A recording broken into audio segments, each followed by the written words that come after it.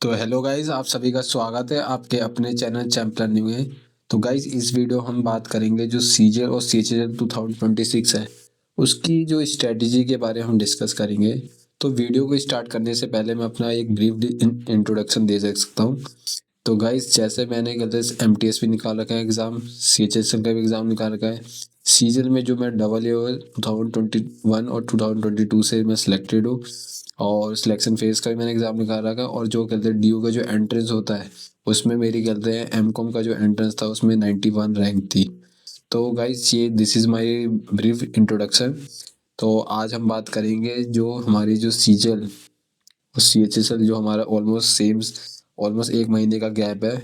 Exam का pattern भी same है और ऑलमोस्ट दोनों एग्ज़ाम आसपास ही है। तो दोनों के बारे में हम डिस्कस करेंगे और बात करेंगे कैसे हम चलते हैं अपनी जो आने वाले जो समय है उसमें, कैसे हम अपने हर सब्जेक्ट की स्ट्रेटजी होनी चाहिए, कैसे हम कहते हैं यूट्यूब से कहते हैं अपना सिलेबस कवर कर सकते हैं, कैसे फ्री तरीके से सिलेबस कंप्लीट कर सकते हैं, और कैसे मॉक टेस्ट को एनालाइज करनी चाहिए। और लास्ट में मैं आपको एक बोनस टिप दूंगा जो एक एवरेज और करते हैं और एक जो टॉपर होता है ना, उसमें डिफरेंस होता है। तो इन सारी चीज़ों के बारे में डिटेल में डिस्कशन करेंगे। तो गाइस, आपसे एक हम्बल रिक्वेस्ट है मेरी कि वीडियो को स्टार्ट अगर आप देख रहे हो, तो अगर वीडियो का जो मेन जो पर्पस है उसको तभी फुलफिल हो पाएगा जब आप वीडियो को लास्ट तक देखोगे। और बस आपसे एक और रिक्वेस्ट है कि आपके अंदर नोटबुक लेके बैठे हो, जो जो मैं चीज़ें बता रहा हूँ वो मैं आपको आप नोट डाउन करो, और इसकी पीडीएफ मैं कहते टेलीग्राम चैनल पे भी दे दूंगा। जो भी मैंने आपको चीज़ बताई है उसके साथ अपनी चीज़ों को, जो आपकी वीक एरिया और स्ट्रॉन्ग एरिया, उन दोनों को ब्लेंड करके अपनी एक नई स्ट्रेटजी फ्रेम करो। और एक बार अपनी स्ट्रेटजी बना ली, बस को आपको ये 90 डेज तक फॉलो करनी है। तो गाइज, जैसे हमें पता है कि जो अभी एसएससी का जो कैलेंडर आया था, उसमें हमारा मार्च से अप्रैल के बीच में एप्लीकेशन फॉर्म स्टार्ट हो जाएगी। दूसरा ये है कहते हैं अप्रैल से मई के बीच में एग्ज़ाम जो टेंटिवली जो अभी बता रखा है वो कहते हैं मई से जून, और ये हमारा जुलाई से सितंबर। मे बी दिस एग्ज़ाम कहते हैं अगस्त होगा और उसमें सितंबर लिखा हुआ है। तो अगर देखा जाए यहाँ पे हमारे पास ऑलमोस्ट 90 डेज और यहाँ पे 120 डेज है। तो अब इन दोनों जो हमारे पास समय है, कैसे हमारी स्ट्रेटजी होनी चाहिए, कैसे हमें आगे चलते हैं चीज़ों को प्लान करना चाहिए। तो गाइस, इस वीडियो में जो डिस्कस करेंगे, पहले हम बात करेंगे कि जो एडुकेटिव पैटर्न जो अभी आया है, ये जो एसएससी के 2025 एग्ज़ाम हुआ है, उसमें क्या क्या हमें चीज़ें हमें लर्निंग मिली है, क्या क्या हमें फ्री मटेरियल और पीडीएफ, और मतलब जो यूट्यूब चैनल है वो बेस्ट टीचर और कौन कौन सी बुक को फॉलो करना चाहिए वो भी बताऊंगा। कैसे हमें कहते हैं मॉक टेस्ट को एनालाइज करना चाहिए, किस प्लेटफॉर्म के हमें मॉक को देना चाहिए, पीवाईक्यू कौन देना चाहिए, प्लेटफॉर्म के मॉक देना चाहिए, कैसे प्रोमोट नोट्स को एनालाइज करना चाहिए, और क्या हमारे डूज होने चाहिए, क्या डोंट होने चाहिए, क्या हमें करनी चाहिए चीज़ें और क्या नहीं चीज़ करनी चाहिए, और कैसे एक टॉपर और एक जो एवरेज स्टूडेंट होता है उन दोनों के माइंडसेट कैसे होता है। तो ये हमारी कहते हैं बोनस टिप होगी। वीडियो को लास्ट तक देखोगे तभी आपको कहते चीज़ें सारी समझ आ पाएगी। तो सबसे पहले हम बात करेंगे जो हमारा जो एसएससी 2025 का जो एग्ज़ाम हुआ था, उसमें हमें क्या क्या चीज़ें देखने को मिली, या हम ये कह सकते हैं हमको हमें उससे क्या लर्निंग मिली। तो गाइज, सबसे पहले हमें किसी भी स्टेज पे या किसी भी सब्जेक्ट को लीनियट नहीं ले सकते, इवन कंप्यूटर हो या टाइपिंग हो, क्योंकि एसएससी हमेशा किसी न किसी स्टेज पे या सब्जेक्ट को लेकर जल्द हमेशा सरप्राइज रखता है। और दूसरी बात, कंपटीशन पहले के कंपैरिजन कट थ्रोट हो गया है, क्योंकि गाइस जो सीजल मीन्स था ना वो इजी एग्ज़ाम नहीं था, एक टफर साइड ही था। फिर भी लोगों के काफ़ी अच्छे मार्क्स हैं। इससे हम ये अंदाज़ा लगा सकते हैं कि लोग काफ़ी सीरियस हैं, जो लोग जो वाकई में जॉब लेना चाहते हैं, और दिन पे दिन चीज़ें बढ़ती जा रही है रेदर देन वो घटने की बजाय। अब दूसरी बात, कंसेप्ट कुछ एक्स्ट्रा नहीं पूछा जाता है, बस कंसेप्ट की जो डेप्थ है, जो लिमिटेड टॉपिक है उसकी जो डेप्थ है वो ज़्यादा होती जा रही है। बेशक वो इंग्लिश हो या जीके का लेवल हो। पहले जो इंग्लिश थी वो क्या पहले इजी आती थी, लास्ट ईयर का जो होता था क्वेश्चन वो रिपीट हो जाते थे।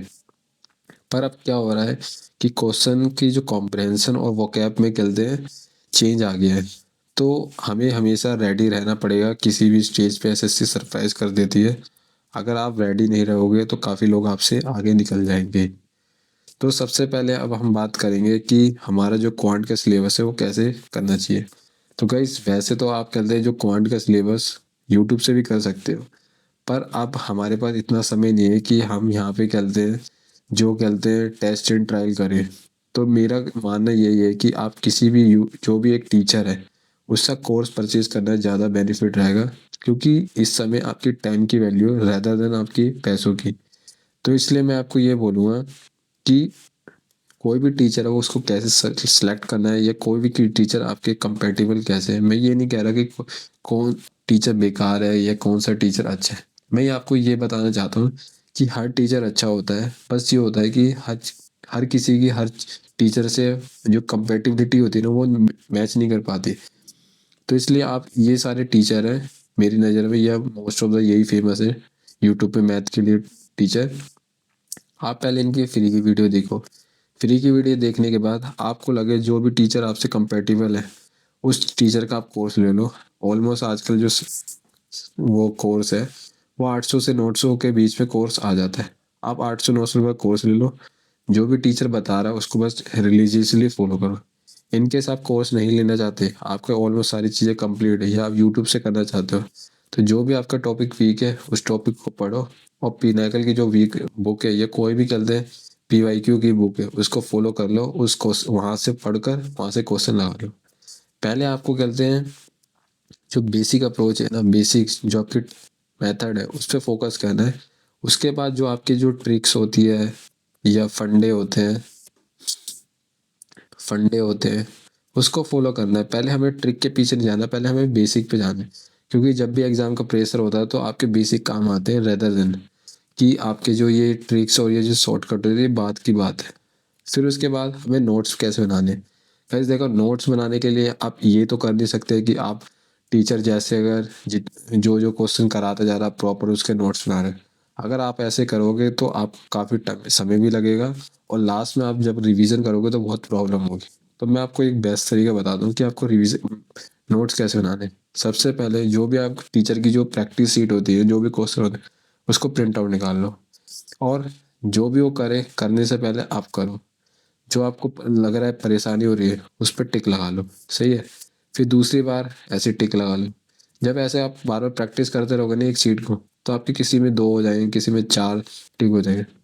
ये आपके कहते हैं नंबर ऑफ स्टार होगी। इससे पता चलता है कि अब जब आप रिवाइज करने जाओगे तो जब नंबर ऑफ जो स्टार जब सबसे ज़्यादा है ना उसको कहते हैं पहले क्वेश्चन इंपॉर्टेंस देना, क्योंकि वो आपके ना वीक क्वेश्चन है। तो उसको आपको जब आप एग्ज़ाम दोगे ना या एग्ज़ाम देने से पहले आपको पहले उन क्वेश्चनों को गलते पहले रिवाइज करना है। तो ये तो आपकी होगी नोट मेकिंग की। जो भी आपके एक ना नोटबुक बनानी है, फॉर्मूला नोटबुक, सही है। फॉर्मूला नोटबुक बनाओ, उसमें तो कहते हैं ऐसे 2 लाइन की जो ऐसे है ना वहाँ फॉर्मूला लिख लो। जब भी आप मॉक दो या कोई भी नई चीज़ आपको मिले या एग्ज़ाम से पहले आपको इसी नोटबुक को रिवाइज करना है, और जो सबसे ज़्यादा स्टार वाले क्वेश्चन है वो रिवाइज करके जाना है। अगर आप और इससे क्या होगा, जब भी आपको कोई लगे कि क्वेश्चन में डाउट है, जो भी आपको एनोटेशन दे रखी है उसको आप सेव करके रखना, वहाँ से आप रिवाइज करना। तो इस तरीके से आप क्या होगा कि आपको कम समय में ज़्यादा आप आउटपुट निकाल सकते हो। तो इस तरीके से करोगे आप बहुत अच्छी तरीके। मैंने भी कहते जब मैथ का कोर्स लिया था, क्वांट का कोर्स लिया था, तो मैंने 1.5 से 2 महीने 2 से ढाई महीने में मैंने कहते पूरा कोर्स कंप्लीट कर लिया था। तो ये एक अच्छा अप्रोच है, रेदर देन आप सारे क्वेश्चन नोट डाउन करो। उससे आपकी इतनी मोटी कॉपी बन जाएगी, बाद में आपको रिवाइज करने में आलस आएगा। पहले एक फॉर्मल नोटबुक बना लो, जो ज़्यादा क्वेश्चन है उसके बार बार आपको प्रॉब्लम दे रहा है उस पर स्टार लगा लो। जो ज़्यादा स्टार हो वो एग्जाम से पहले रिवाइज कर लेना और फॉर्मल रिवाइज कर लेना। अगर आपको कोई दिक्कत है बस वो एनोटेशन देख लेना। ये आपके परफेक्ट है कम समय में आप कैसे नोट मेकिंग कर सकते हैं। दूसरा, आपको जब आप मॉक दो तो क्वेश्चन को आपको आर्ट ऑफ स्कीपिंग आनी चाहिए, क्योंकि अगर आपको ये आर्ट ऑफ स्कीपिंग नहीं आएगी तो आपके क्वेश्चन काफ़ी जल्दी ज़्यादा छूट जाएंगे और आप काफ़ी क्वेश्चन को देख नहीं पाओगे। तो स्टार्टिंग से आप जब मॉक दो ना तो ये आर्ट ऑफ स्कीपिंग क्वांट में गलत अप्लाई करना स्टार्ट कर देना है। दूसरा, आपकी कैलकुलेशन। कैलकुलेशन का मतलब नहीं है कि आप वैदिक कैलकुलेशन करने बैठ जाओ या बड़ी बड़ी कैलकुलेशन की ट्रिक। आपकी जो बेसिक कैलकुलेशन है, जैसे प्लस हो गए, माइनस हो गया, मल्टीप्लाई हो गए 2 डिजिट के, और कहते हैं डिवाइड हो गए, स्क्वायर हो गए, ये आपके ना बहुत फास्ट होने चाहिए। अगर ये आपके फास्ट होंगे ना, कैलकुलेशन अगर थोड़ी एवरेज से ज़्यादा थोड़ी ज़्यादा आ जाएगी। मेन मतलब क्या होता है, कैलकुलेशन बड़ी ज़्यादा नहीं होती, करने से पहले ना हमें हेजिटेशन होती है। बस ये आपको अपनी हेजिटेशन कम कम करने के लिए आपको डेली कैलकुलेशन की प्रैक्टिस करनी है। डेली आप कैलकुलेशन की प्रैक्टिस करोगे तो हेजिटेशन हो जाएगी दूर, और कहते हैं आप काफ़ी लोगों से आगे निकल जाओगे। तो ये था आपके कहते कैलकुलेशन करने का तरीका। अब बात करते हैं हम रीजनिंग पे। तो गाइस, रीजनिंग की अगर हम बात करें तो रीजनिंग में मैं आपको बोलूँगा कि सबसे, मैं कभी भी नहीं बोलूँगा कि रीजनिंग का आपको कोर्स लेना है, क्योंकि रीजनिंग का कोर्स लेने का कोई सेंस नहीं है। अब तो स्पेशली आपके पास समय ही नहीं है अगर आप रीजनिंग का कोर्स ले लो, क्योंकि अगर आप क्वांट का ही कोर्स कंप्लीट कर लो ना, वो ही बहुत बड़ी बात है। रीजनिंग का कोर्स मत लेना। 2-3, मैं तो ये लूँगा 2-3 तो मैंने यहाँ लिख दिए, 4 से 5 रीजनिंग के मॉक दो। उसमें आपके कम से कम 5 से 6 टॉपिक चलते हैं, वीक आ जाएंगे। एक एक करके कहते हैं उसको, कहते हैं यूट्यूब से एक एक जो भी टॉपिक है ना उसके कहते हैं वीडियो देखो, सर्च करो उस टॉपिक को, जो भी आपको टीचर सही लगे उसके कहते हैं प्रॉपर देखे नोट्स बना लो। ऐसे आपके 5-6 हो गए, सही है। ऐसे आप करोगे ना, मुश्किल से आपके फिर दोबारा कोई 2-3 टॉपिक होंगे, ऐसे मतलब 8-9 टॉपिक आपके निकल जाएंगे। ये आपके गलते अब आपको अब 100% गलते रीजनिंग आती है। अब आपको करनी है स्पीड पे काम। स्पीड पे आप काम कैसे करोगे? स्पीड पे काम करने का सिंपल सा तरीका है कि आप कहते सेक्शनल मॉक दो। क्योंकि गाइस देखो, रीजनिंग ना सबको आती है, पर सारा खेल होता है कि आप कितनी फास्ट खेलो। खेल सारा है ताकि टाइम बच सके, किसके लिए? क्वांट के लिए। क्वांट में अगर टाइम बचेगा तो आप कहते हैं क्वांट के ज़्यादा से ज़्यादा क्वेश्चन कर पाओगे। तो इसलिए वीक टॉपिक को सर्च करो यूट्यूब पे और मेक नोट्स उसके बना लो। How to select the competitive teacher को कैसे सिलेक्ट करना है, 3-4 टीचर मैं आपको सजेस्ट कर रहा हूँ। बाकी अगर आपको लगता है ये टीचर आपके कंपेटेबल नहीं है तो आप दूसरे टीचर के लिए सर्च कर लो। तो ये टीचर है, इन टीचरों को आप सिलेक्ट कर सकते हैं। अगर बात आई, कुछ टॉपिक होते हैं जो हम कितना भी प्रैक्टिस कर ले वो दिक्कत देते ही देते हैं। जैसे आपके कहते हैं एनालॉजी हो गए, सही है, मिसिंग नंबर हो गए, ये आपके सीरीज के क्वेश्चन हो गए। ये क्वेश्चन है, ये कोडिंग डिकोडिंग, ये आपके ना दिक्कत देते ही देते हैं, ये परेशानी देते ही देते हैं, सही। इसका हमें क्या करना है, जब भी आप ये मॉक दो ना और ये बार बार आपके अगर आ रहे हैं, तो जब जब ये आए ना, जैसे मान लो एक बार, एक कभी कभी आए तो कोई बात नहीं, जब लगे ना कि बार बार है, तो उस टॉपिक के 30 से 40 क्वेश्चन कर लो। ऐसे आप करते रहोगे ना, तो ये कहाँ से करना है, कोई भी पीवाईक्यू की बुक ले लो और आप कहते हैं ऐसे 30-40 क्वेश्चन करते रहोगे।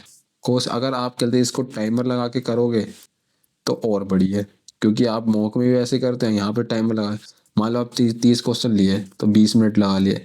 इस तरीके से आप करोगे ना तो आपकी गलती, इन्हीं क्वेश्चन में सबसे ज़्यादा फंसते हैं, और इन्हीं क्वेश्चन का अगर आप टाइमर लगा के करोगे तो आपकी जो स्पीड है ना वो ऑटोमेटिकली फास्ट हो जाएगी। और मैंने बता दिया कि सिलेबस कैसे कंप्लीट, ये सबसे बेस्ट तरीका है, सबसे स्मार्ट तरीका है किसी भी गलते रीजनिंग के सिलेबस को कंप्लीट करने के। रेदर देन आप पूरा गलते हैं 100, 80, 90 या 150-200 घंटे का कोर्स करो। तो गाइस, आप इस समय तो आपके पास समय नहीं है कि आप इस तरीके, अगर आप गलते रीजनिंग का कोई कोर्स ले रहे हो तो बहुत बड़ी गलती कर रहे हो, क्योंकि आप अगर क्वांट का सिलेबस ही कंप्लीट करना बहुत बड़ी बात है। तो अब बात आते हैं हम इंग्लिश पे। तो गैस, जैसे गाइस मैंने तो आपको स्टार्टिंग में ही बताया था, जो हमारे इंग्लिश का लेवल है ना वो काफ़ी इंक्रीज हो गया है। तो अब हमें अपने आप को उसी तरीके से प्रिपेयर भी करना पड़ेगा। तो सबसे पहले जो हमारी सबसे ज़्यादा इम्पोर्टेंस है ना वो हमारी अब होगी कॉम्प्रहेंशन की, और वोकैब में भी काफ़ी चेंज आया है। तो कॉम्प्रहेंशन के लिए मैं गाइस आपको बोलूँगा कि रीडिंग, रीडिंग का कोई सब्स्टिट्यूशन नहीं है आपकी कॉम्प्रहेंशन की। क्योंकि अगर आपकी रीडिंग नहीं होगी, आपकी अंडरस्टैंडिंग अच्छी नहीं होगी, तो आप कहते हैं जो आरसी हो गए या क्लोज टेस्ट हो गए या आपके कहते हैं पीक्यूआर यानी पैरा जंबल, वो आप नहीं कर पाओगे। कितना ही मान लो नहीं कर पाओगे तो नहीं कर पाओगे। तो इसलिए आपको रीडिंग की हैबिट बनानी पड़ेगी और डेली रीडिंग करना पड़ेगा। डेली आप थोड़ा समय दो। काफ़ी लोग बोलते हैं कि न्यूज़पेपर एडिटोरियल पढ़ो या बुक पढ़ो। तो guys, it's up to you कि आप कहते हैं क्या पढ़ना चाहते हो, पर जो भी पढ़ो पर आपको डेली पढ़ना है। बस सिलेक्ट वो करो जिसमें आपका इंटरेस्ट आता हो, क्योंकि जिसमें आपका इंटरेस्ट ही नहीं, आप उसको ज़्यादा पढ़ ही नहीं पाओगे। जब आपका पढ़ ही नहीं पाओगे तो आपकी रीडिंग कॉम्प्रिहेंशन इंप्रूव नहीं हो पाएगी। तो इसलिए आप कहते, अगर आपको कहते हैं वेब सीरीज या मूवी देखने का पसंद है तो आप कभी कभी कहते हैं इंग्लिश में जो वेब सीरीज या मूवीज़ होती है वो भी देखो। इससे क्या होगा, जिन नीचे सबटाइटल आते हैं ना, आप फास्ट पढ़ोगे तो आपकी जो स्पीड है ना इंग्लिश रीडिंग करने की वो बहुत फास्ट हो जाएगी। क्योंकि ना इंग्लिश ना एक लैंग्वेज है, ये आप ना कोई 10 दिन में 20 दिन में नहीं कर सकते। ये धीरे धीरे आपकी इंप्रूवमेंट होती है। ये तभी इंप्रूवमेंट होगी जब आप कहते हैं उस लैंग्वेज से ना कनेक्ट हो गए। ये होगी यहाँ से कॉम्प्रिहेंशन कर लो। क्वेश्चन की बात है, आप यहाँ से क्वेश्चन लगा लो, पिनाकल की ले लो या किरण की बुक ले लो, तो यहाँ से आप क्या क्वेश्चन लगा सकते हैं। मान लो आपके PQRS के क्वेश्चन लगाना है तो 20 क्वेश्चन यहाँ से लगा लो। किरण में अगर किरण से लेते हो तो किरण से लगा लो। बात आई अब बुक की, तो ग्रामर के लिए बुक, तो बुक है दो भी मैं रिकमेंड करूँगा। नीतू सिंह की काफ़ी फेमस होती है, नीतू सिंह मैम की। ये मिरर टू कॉमन एरर, ये भी एक अच्छी बुक है, सही है, तो ये ले सकते हो। दो टीचर हैं, अमन वशिष्ठ सर है, एक तरुण ग्रोवर, एक रानी मैम। ये टीचर काफ़ी फेमस है। तो ग्रामर वाला जो भी, अगर कोई मान लो नाउन कर रहे हो तो नाउन के अमन वशिष्ठ सर की वीडियो पढ़ लो, देख लो, फिर वो नाउन को रिवाइज कर लो, फिर वहाँ से क्वेश्चन ला लो। इस तरीके से आप करते रहोगे, 10 से 15 टॉपिक हैं, 15 से 20 दिन में भी कर लोगे, आपकी ग्रामर खत्म हो जाएगी। फिर उसके बाद क्या करना है आपको, उसी के बुक को बार बार रिवाइज करते जाना, रिवाइज करते जाना है, बस ये था आपका। ब्लैक बुक हमें पता है कि मोस्ट ऑफ द जो क्वेश्चन है PYQ की इसी में ही है। यहाँ से हमारे 80 to 90 क्वेश्चन रिपीट हो जाते हैं। पर कुछ क्वेश्चन अब क्या हो रहे हैं कि नए आ रहे हैं, तो नए के लिए आप क्या कर सकते हो, एक इंग्लिश माध्यमिक चैनल है, वो डेली ना PDF डालते हैं वोकैब की। तो इसमें या तो आप डेली करते हैं वोकैब कर सकते हो, या आप करते हैं वीकली कंपाइलेशन आता है, वीकली में एक बार कर लो, क्योंकि ये सारे जितने भी लेटेस्ट जो वर्ड होते हैं ना एडिटोरियल के, वो होते हैं। और ये साथ ही साथ क्या करते हैं, 25 क्वेश्चन का सेट भी निकालते हैं डेली। तो अगर आप डेली कर लोगे तो आपका ये होगा कि डेली आप खेलते हैं तीनों टाइप के जो क्वेश्चन है ना वो कवर हो जाएंगे। तो ये था आपका इंग्लिश का। तो गाइस मैं ये बोलूँगा कि अगर आप 2026 के एग्ज़ाम की तैयारी कर रहे हो तो कॉम्प्रिहेंशन और गलत वोकैब पे ज़्यादा फोकस होना चाहिए। ग्रामर पे भी करना है, पर कॉम्प्रिहेंशन का जो लेवल है वो इंक्रीज हो गया, तो आपको भी अपना लेवल बढ़ाना पड़ेगा। तो गाइस अब हम बात करेंगे GS की, तो जर्नल अवेयरनेस। तो जर्नल अवेयरनेस में बात करते हैं, आजकल चलते परमार सर को फॉलो करो इस टाइम, तो वही काफ़ी सही चल रहे हैं, जो भी पढ़ा रहे हैं बढ़िया ही है, सही है। तो अगर आप अभी से कोर्स लोगे तो कोर्स लेने में तो दिक्कत है, कोर्स मत लेना, मेरी बात मानो। उन्होंने फ्री में इतना पढ़ा रखा है कि अगर आप उसको ही फॉलो कर लोगे तो एक अच्छा स्कोर कर लोगे। अब मैं आपको तरीका बता दूँ आपको करना कैसे। देखो गाइस, पहले आपको कहते हैं FRV पकड़ लो। FRV से कहते हैं, मान लो कि आपने कर लिया हड़प्पा, आपने पकड़ लिया, सही है। हड़प्पा आपने पकड़ लिया, कुछ भी ले लो, गुप्ता ले लो, गुप्ता ले लिया आपने, गुप्ता आपने पढ़ा, वहाँ से आपने कहते हैं फैटमैन से रिवाइज कर लिया। लूसेंट ले लो, पर लूसेंट मैं रिकमेंड नहीं करूँगा, काफ़ी इसमें ना इन्फॉर्मेशन ज़्यादा, और एक मतलब एक ऑर्गेनाइज वे में नहीं है, बहुत क्लटर वे में है, तो ये फैटमैन लेना ज़्यादा अच्छा रहेगा। फैटमैन ले लो। गुप्ता आपने रिवाइज करा, 20-30 मिनट की वीडियो, यहाँ से पढ़ लिया, समझ गया गुप्ता क्या होता है, फिर वहाँ से फैटमैन से पढ़ लिया, क्वेश्चन लगा लिया, तो पिनाकल से या लिटिल बॉय से। तो आपको क्या करना है, FRV पढ़नी है, उससे आपको फैटमैन लगानी है, फिर आपको कहते हैं लिटिल बॉय, ये करनी है। इस तरीके से करोगे, मुश्किल से कहते हैं जो फैटमैन है उसमें कहते हैं आपके 110 टॉपिक है। अगर डेली भी आप 2 टॉपिक करोगे ना, 2 टॉपिक, तो आपके कहते हैं 2 महीने में कंप्लीट हो जाएगा। और आपके पास 3 महीने हैं, लास्ट 1 मंथ में आपको क्या करना है, रिवाइज करना है, बस ये तरीका अपनाना है आपको। स्टैटिक स्टैटिक और चलते हैं जो करंट अफेयर, पहले मैं बोलूँगा कि आपको पॉलिटिक्स, हिस्ट्री, ज्योग्राफी और इकोनॉमी ये करना है। फिर आपको इसके बाद क्या करना है, करंट अफेयर लास्ट में करना है, क्योंकि जब लास्ट में कंपाइलेशन है कि वो कर लेना। और स्टैटिक, इन चारों होने के बाद स्टैटिक करना है, फिर उसके बाद क्या करना है, साइंस करना है, क्योंकि इनका वेटेज कम हो गया। तो इस तरीके से आपको कहते हैं GS की तैयारी करनी है, सही है। अब बात आती है कि हमने कहते हैं सारे सब्जेक्ट को पढ़ लिया, और इसके बाद अब हमें मॉक कहाँ से करने हैं, कौन से करने हैं, कैसे एनालाइज करना है, सही है। इन सारी चीज़ों के बारे में बात करेंगे। तो गाइस, जब से भी आपका क्या कि 60 to 70% सिलेबस कंप्लीट हो जाए ना, तो आप मॉक देना स्टार्ट कर देना। पर जो लास्ट के जो 1 मंथ होगा ना, उसमें कहते हैं आपको कहते हैं डेली मॉक देना, या ऑल्टरनेटिव डेज पे अभी इससे डेली मॉक देने का कोई सेंस नहीं, क्योंकि आपका सिलेबस ही कंप्लीट नहीं है, तो आप कहते मॉक दे के क्या फ़ायदा करोगे, क्योंकि आपको मोस्ट ऑफ द टॉपिक आते ही नहीं है। तो आप हमें मॉक देने कहाँ से हैं? एक तो PYQ और ये कहते हैं प्लेटफॉर्म। सबसे पहले मैं यही बात करूँगा कि आप पहले PYQ मॉक दो। अगर आप फ्रेशर हो तो PYQ मॉक दो। उसके बाद अगर आपका अच्छा स्कोर आ रहा है तो फिर आप प्लेटफॉर्म के मॉक ले लो, या तो टेक्स्ट बुक या क्या आता है RB, यहाँ से आप मॉक दे लो। तो PYQ दे लो, या ऐसे कर लो, अगर वीक में आप कहते हैं 3 मॉक दे रहे हो तो 2 कहते हैं PYQ दे लो और 1 मॉक क्या कर लो प्लेटफॉर्म के। ये भी एक अच्छा कॉम्बिनेशन है। और बाकी प्लेटफॉर्म के मॉक भी जरूर है, क्योंकि आपको थोड़ा तैयारी एक लेवल अप रहना चाहिए। एनालाइज कैसे करना है? हमें कभी भी मार्क्स जब आ रहे हैं मॉक में, तो हमें मार्क्स ओरिएंटेड नहीं होना, हमें परसेंटाइल ओरिएंटेड होना है। एक्यूरेसी अच्छी होनी चाहिए। सही है। जो भी अगर आपका क्वेश्चन किसी एवरेज समय से ज़्यादा टाइम लग रहा है तो आपको क्या करना है, उस क्वेश्चन को दोबारा सॉल्व करना है, ताकि और फिर आपको देखना भी है कि जो आपके टीचर या जो मेंटर ने आपको समझाया था उस अप्रोच को देखना है। फिर देखना है कि आप कैसे कर रहे हो, वो कैसे कर रहे हैं, फिर अपना टाइम कम करने की जरूरत। ऐसे करते रहोगे कि जो आपकी जो नंबर ऑफ क्वेश्चन होंगे उनकी टाइमिंग कम होती जाएगी, और इस तरीके से आप जो नंबर ऑफ क्वेश्चन है आप ज़्यादा करने की कैपेबल हो पाओगे। अब बात आती है कि हमें मॉक से क्या सीख मिलती है, हमें लर्निंग क्या मिलती है। सबसे बड़ी जो सीख है ना, आपका टाइम मैनेजमेंट। हमें मॉक से ही सिखा पाएगा कि टाइम मैनेजमेंट कैसे। Avoid silly mistake. आपको चीज़ें आ रही है फिर भी आप चाह के भी गलत कर पा रहे हो। हमें पता कैसे चलेगा कि हम किस में वीक है, कैसे स्ट्रॉन्ग है, तो वो हमें मॉक के थ्रू ही पता चल पाएगा। कोई भी हमें नया कंसेप्ट मिला, टॉपिक मिला, उसको पढ़ना है, उसको समझना है, उसके नोट्स बना के रखना है। क्योंकि हमने पढ़ लिया, ज़रूरी नहीं कि जो भी हम टीचर या सोर्स से पढ़ रहे हैं तो 100% पढ़ लेंगे। हमेशा कहीं ना कहीं स्कोप रह जाता है। तो वो जो 10% का जो गैप होता है ना, वो वहाँ से कवर होगा मॉक के थ्रू। Focus on revision. हमें ज़्यादातर रिवीजन पे फोकस करना है। हमें पता चलेगा कि क्या चीज़ रिवीजन की, क्योंकि सिलेबस तो इतना बड़ा है। अब सारा सिलेबस रिवाइज करने पड़ेंगे तो टाइम लग जाएगा ना। तो इससे क्या होता है, हमारी रिवीजन पता चलती है कि हमें कहाँ पे रिवीजन करनी है, कहाँ पे रिवीजन नहीं करनी।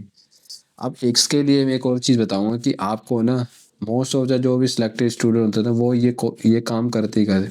आपको एक नोटबुक बनानी है। या तो आप एक नोटबुक बना लो, या अलग अलग टॉपिक के 4 नोटबुक बना लो, या एक टॉपिक में 4 सेक्शन बना लो। उसमें क्या करो, जो भी आपको नई चीज़ मिल रही है या इंपॉर्टेंट फॉर्मूला या रूल, उसको नोट डाउन करते रहो। या कोई आपको लग रहा है क्वेश्चन रेलिवेंट है पर टफ है और गलती थोड़ा अजीब सा है, या मैं बार बार सिली मिस्टेक कर रहा हूँ, उसको भी नोट डाउन कर लो।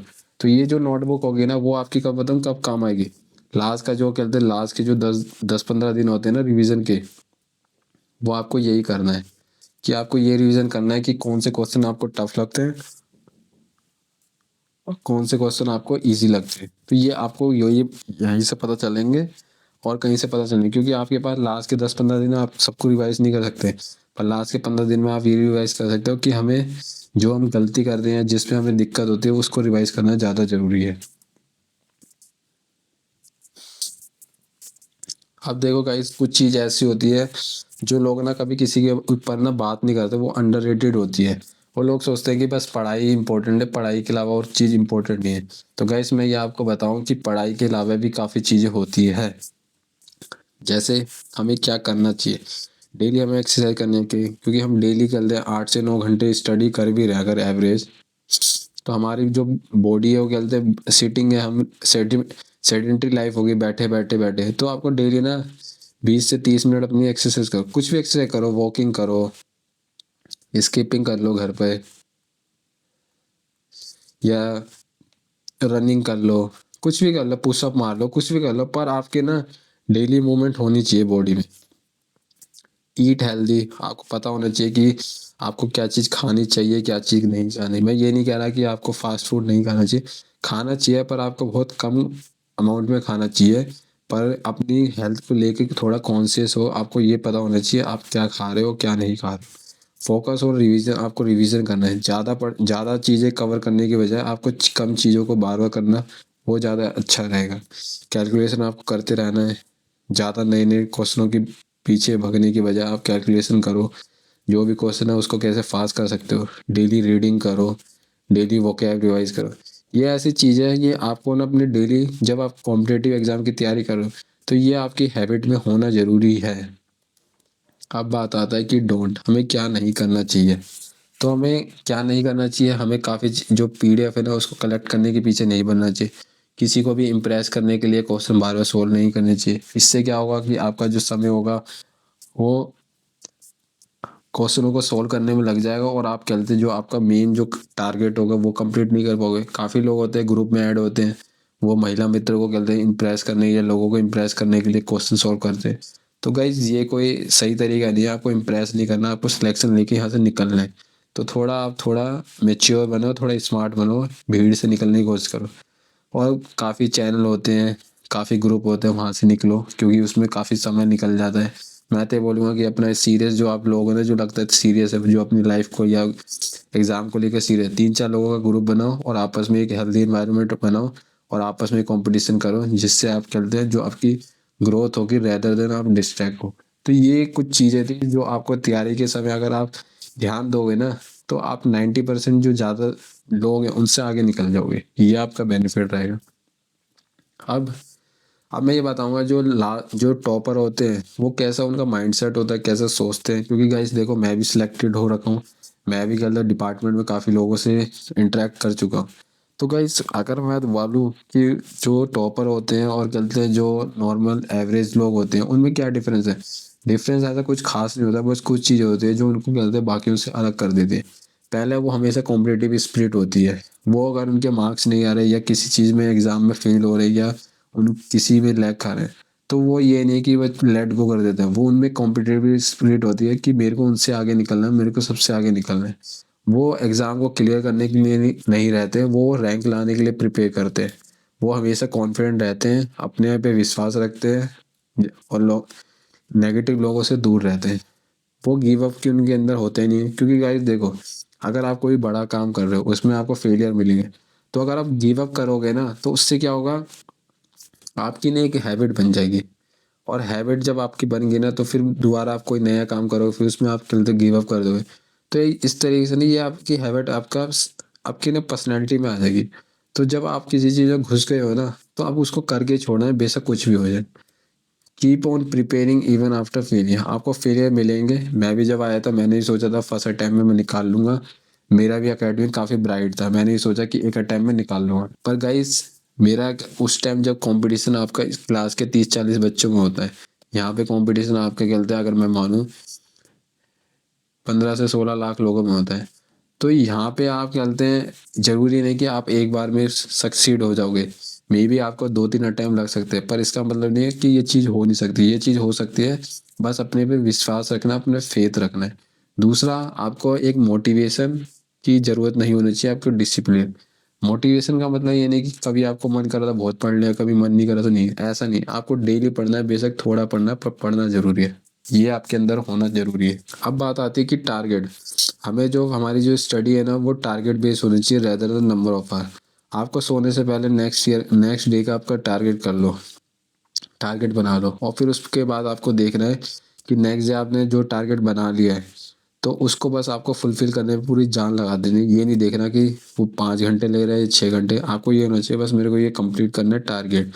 और टारगेट भी ऐसा बनाओ जो अचीवेबल हो, क्योंकि जब हम टारगेट बनाते हैं बहुत हम चलते हैं ऑप्टिमिस्ट हो जाते हैं और ऐसे टारगेट बनाते हैं जो अचीव हो ही नहीं सकते हैं। तो इसलिए वो टारगेट बनाओ अपने जो आप 7-8 घंटे या 10 घंटे में आप कवर कर सको। तो गाइस इस वीडियो में बस यहीं तक था। तो गाइस अगर आपने वीडियो लास्ट तक देखी है तो डेफिनेटली आपको बहुत काफ़ी चीज़ें सीखने को मिली होगी। और अगर आप वीडियो लास्ट तक देखी होगी तभी इसका फ़ायदा मिलेगा, अदरवाइज़ आपको इस चीज़ का फ़ायदा नहीं मिल पाएगा। अगर आपको वीडियो यूज़फुल लगी प्लीज़ लाइक कीजिए, सब्सक्राइब कीजिए और शेयर कीजिए। थैंक यू गाइस, मिलते हैं हम नेक्स्ट वीडियो में।